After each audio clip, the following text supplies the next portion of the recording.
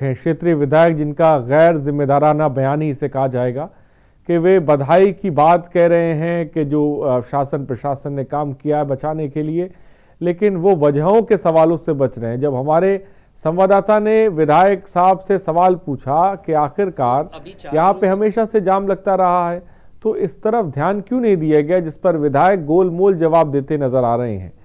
ये जो बड़ी वजह सामने निकल कर आ रही है कि उस रास्ते पर हमेशा जाम लगता था और जाम की वजह से ये स्थिति बनी कि एक बस जो थी वो अचानक एक नदी में जा गिरती है, जिसकी वजह से 46 लोगों की मौत हो जाती है। हमारे साथ पीएल मिश्रा हमारे संवाददाता सिंगरौली से इस खबर पर अधिक जानकारी के साथ जुड़ रहे हैं। अवधेश चंद्रवंशी हमारे स्टेट हैंड इस वक्त मध्य प्रदेश से हमारे साथ जुड़ गए हैं। सबसे पहले सीधे अवधेश के पास चलते हैं। अवधेश, एक दुखद खबर मध्य प्रदेश के सीधी से, जिसको लगातार हम बता भी रहे हैं, 40 लोगों की मौत हो जाना, और उस पर हम जिस तरह के बयान भी विधायक के देख रहे हैं वो बहुत ही जिसे कह सकते हैं कि हास्यास्पद बयान है, जहां पर वो बधाई दे रहे हैं प्रशासन को, लेकिन दूसरी तरफ 40 लोगों की मौत हो जाती है। एक बड़ी लापरवाही ये भी सामने निकल कर आ रही है कि वहां पर जाम लगता था जिसकी तरफ किसी का ध्यान नहीं जाता था। लेकिन इन सब के बीच मैं आपसे अवधेश जानना चाहूंगा, आखिर कैसे ये हादसा हुआ, किस वक्त ये हादसा हुआ, इसकी वजह क्या थी, इसके बारे में बताएं। देखिए, इस घटना को किसी भी तरीके से जस्टिफाई नहीं किया जा सकता है। वो चाहे विधायक कुछ भी कहे, प्रशासन कुछ भी कहे, शासन कुछ भी कहे, इस घटना को किसी तरीके से बिल्कुल जस्टिफाई नहीं किया जा सकता। यह बिल्कुल निश्चित तौर पर एक दुखद घटना है। और इसको अगर हम कैलकुलेशन के तौर पर देखें तो 3 तरीके थे जिससे इस घटना को रोका जा सकता था।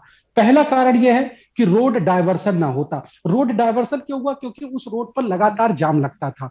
अभी मैंने बस की पूरी फिटनेस और सारी चीजें चेक की तो बस के डेली 2 ट्रिप लगाए जाते थे। अब उस बस वाले को 2 ट्रिप लगानी है, इसका मतलब कि उसको जाम में कहीं नहीं फंसना है, उसको समय पर पहुंचना है, समय पर वापस यात्रियों को लेकर के आना है। तो ये एक बड़ा कारण है जिसके लिए उसने एक शॉर्टकट रास्ता अपनाया। क्यों? क्योंकि लगातार 4 दिनों से जाम चल रहा था। तो ये एक बहुत बड़ा कारण है। दूसरा कारण है कि बस का ओवरलोड होना। यह भी निश्चित तौर पर प्रशासन को देखना चाहिए कि यह पहली घटना नहीं, ये बहुत सामान्य सी घटना है जो आप किसी भी जिले में, किसी भी गांव में कहीं भी आप देखने को मिल जाएगी। बस सामान्य तौर पर अपनी जो क्षमता होती है उससे अधिक लोगों को ढो रही होती है। 32 सीटर बस थी, 60 लोग उसमें सवार थे, यानी कि दुगनी क्षमता के साथ वो बस चल रही थी। तीसरा कारण यह भी है कि समय समय पर अगर फिटनेस लगातार होता, अगर लगातार आरटीओ प्रशासन मुस्तैदी से काम करता और जांच होती तो शायद इस तरह की घटना नहीं घटित होती। फिलहाल अब कुछ भी कहे विधायक, प्रशासन कुछ भी कहे, वह तो अपनी तरीके से जस्टिफाई करने की कोशिश करेगा, लेकिन यह 3 वजहों से, यह 3 ऐसे मुख्य कारण है जिनसे इस घटना को रोका जा सकता था, जो कि बिल्कुल नहीं हुआ। और वहां पर हालांकि प्रशासन पहुंचा, वह कब पहुंचा? केवल लाशें निकालने के लिए, जिसकी बात विधायक जी कह रहे हैं कि मैं बधाई देता हूं। अरे जब ये हादसा हुआ कितने घंटों के बाद वहां पर प्रशासन पहुंचा था? क्योंकि हमने सुना था जब मुख्यमंत्री कह रहे थे कि पास में ही एक सीमेंट की फैक्ट्री है कि वहां से तत्काल मशीनें बुलवा ली गई थी। लेकिन मैं आपसे समझना चाहूंगा, आपने ग्राउंड रिपोर्ट के बारे में जमीनी स्तर पर चीजों को जाना है, जब ये बस नदी में गिरती है, क्योंकि 60 लोग इस बस में तकरीबन सवार थे, कब प्रशासन, कितने घंटे के बाद प्रशासन पहुंचता है? देखिए, पूरी खबर पर हमारे 4 रिपोर्टर लगातार ग्राउंड पर मौजूद थे और वह हर खबर पर अपडेट ले रहे थे। मैं आपको बता दूं कि करीब अगर बात करें तो 40 से 45 मिनट का समय लगा जब एनडीआरएफ की और तमाम टीम आती है। लेकिन 40-45 मिनट किसी व्यक्ति को पानी के अंदर जीवित रहने के लिए, जो कि संभव ही नहीं है। तो वहां पर सबसे पहले गांव के लोगों ने पानी में कूदकर, एक छोटी बच्ची भी सामने आई है जिसकी उम्र तकरीबन 12 से 14 साल की होगी, उसने जाकर के 4 लोगों को खींच करके पानी से निकाल करके लेके आई है और मौत के मुंह से बचाया है। तो ये कहना कि प्रशासन ने किसी को बचाया है, यह बिल्कुल गलत है। प्रशासन वहां पर मौजूद ही नहीं था। प्रशासन जब तक पहुंचा तो वह केवल उसने लाशों को निकालने का काम किया है। जी, बड़ी बात कि प्रशासन जब पहुंचा है तो सिर्फ और सिर्फ लाशें ही निकाली गई हैं, और वहां पर जैसा कि बच्ची, कुछ लोगों का जिक्र किया, जिन लोगों ने वक्त रहते कुछ लोगों की जान, करीबन 7 लोगों की जान बचाई है, ये बहुत काबिल तारीफ बात है। लेकिन दुखद ये है कि प्रशासन जब तक वहां पर पहुंचा तो प्रशासन का काम, एनडीआरएफ की टीमों का काम सिर्फ और सिर्फ लाशें निकालने का वहां से रहा। हमारे साथ पुष्पेंद्र कुशवाहा भी हैं। पुष्पेंद्र, आपके पास क्या जानकारी है?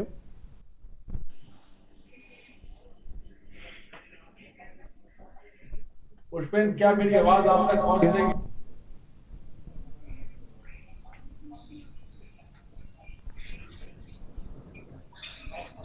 पुष्पेंद्र, पीएल मिश्रा भी हमारे साथ है। पीएल मिश्रा साहब, क्या मुझे सुन पा रहे हैं आप? जी जी। पीएल मिश्रा, क्या जानकारी है आपके पास? जी महोदय, ये क्या लगभग ये घटना 7:30 बजे की है और 5:30 बजे सीधी से बस चल करके सतना जा रही थी।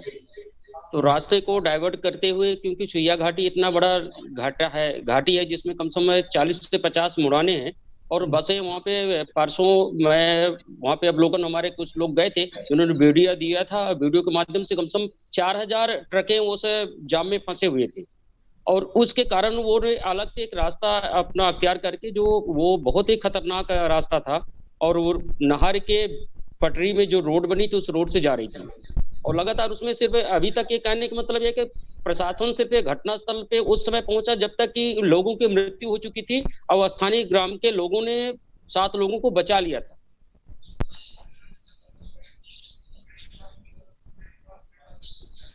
मिश्रा, जैसा कि हम तस्वीरों में भी देख रहे हैं और आपने बताया, और ये सवाल भी पूछा गया जब वहां पे तमाम जो है मंत्री लोग पहुंच रहे हैं कि भाई ये हाईवे पे इस जगह पर लगातार कई दिनों से जाम भी लग रहा था और जाम की स्थिति यहाँ पे बनी रहती थी, लेकिन आखिर इस तरफ किसी का ध्यान नहीं जा रहा था।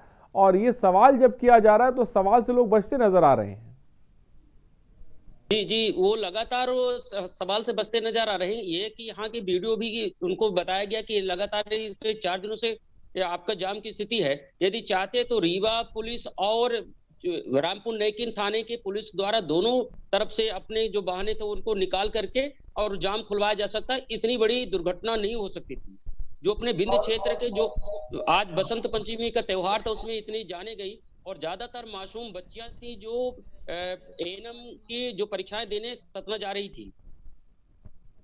और साथ हरीश सिंह भी जुड़े। हरीश, क्या मेरी आवाज आप तक पहुंच रही है? हरीश, क्या मुझे सुन पा रहे हैं आप?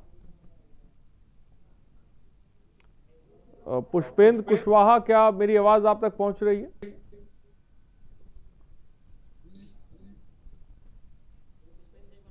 पुष्पेंद्र, क्या मुझे सुन पा रहे हैं आप? पुष्पेंद्र, आपके पास क्या जानकारी है इस वक्त?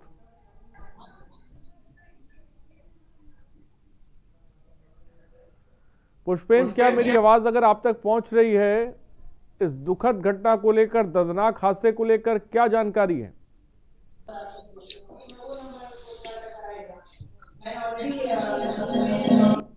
शायद पुष्पेंद्र तक मेरी आवाज नहीं पहुंच पा रही। अवधेश से सवाल। अवधेश, हम बस की हालत को देख रहे हैं, बस की हालत बहुत खराब है और आखिर आरटीओ कैसे इजाजत दे देता है इस तरह की बसों को सड़क पर चलने के लिए?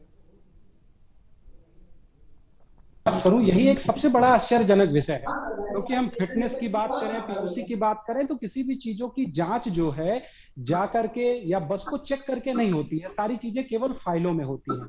यहाँ तक कि हमने एमपी ट्रांसपोर्ट की साइट पर जाकर के इस बस के फिटनेस और सारी चीजों के बारे में जानकारी भी ली, तो बस की फिटनेस कागज में दिखा रही थी। लेकिन अगर हम एमपी ट्रांसपोर्ट की बात करें तो मैंने इंश्योरेंस चेक किया, तो इंश्योरेंस उसका जो लास्ट था वह लगभग 30/4/2015 तक वैलिड था। यानी कि उसके बाद या तो इस साइट पे नहीं दिखा रहा है, साइट पे अपडेट नहीं है, या तो निश्चित तौर पर यह कहा जाना चाहिए कि उस बस का इंश्योरेंस नहीं है। ये एमपी ट्रांसपोर्ट की ही सरकारी साइट है। तो ये इस तरह की चीजें निश्चित तौर पर अगर समय समय पर जिम्मेदार अधिकारी जिम्मेदारी से निभाते, इस तरह की घटना हमारे सामने कभी नहीं आती। यह कोई पहली घटना नहीं है और आखिरी घटना भी नहीं है। निश्चित तौर पर आगे भी इस तरह की घटना, दुखद घटना कई बार देखने को मिल जाती है और पहले भी हम इस तरह की घटनाएं देखते हुए आए हैं। लेकिन जब कोई घटना होती है तो तत्काल प्रशासन चौंकता है, प्रशासन जागता है, 2-4 लोगों पर कार्रवाई की जाती है। हो सकता है कल हम देखने को भी मिलेगा कि 2-4 अधिकारियों पर कार्रवाई की गई है और उनको निलंबित करके किसी दूसरे विभाग में ट्रांसफर कर दिया जाएगा। ये कोई इसका परमानेंट या स्थायी सॉल्यूशन नहीं है। हमें कोई स्थायी सॉल्यूशन ढूंढना होगा और हमें यातायात की टीम, जिसको यातायात के लिए ही बनाया गया है, उनको यातायात के हर पहलुओं पर लगातार नजर रखनी होगी, खास करके उन पहलुओं पर जो यात्रियों को ढोते हैं। की मौत हो जाना एक दर्दनाक हादसा सीधी में हुआ, जिसको लेकर तमाम संवेदनाएं और तमाम बयान सामने आ रहे हैं, लेकिन इन सब के बीच जो बड़ी वजह हैं उन पर शायद कोई ध्यान नहीं दे रहा है। जैसे इतनी आरटीओ ने कैसे इस बस को पास किया, ये बस सड़क पर दौड़ रही थी, जब जाम की स्थिति बनी रहती थी तो वहां पे किसी का ध्यान क्यों नहीं जाता था। फिलहाल अवधेश, बहुत बहुत शुक्रिया हमारे साथ जुड़ने के लिए। पीएल मिश्रा, आपका बहुत बहुत शुक्रिया हमारे साथ जुड़ने के लिए। तो मध्य प्रदेश के सीधी में बस हादसा हुआ है। रुकते छोटे से ब्रेक के लिए, हम जल्द हाजिर होंगे।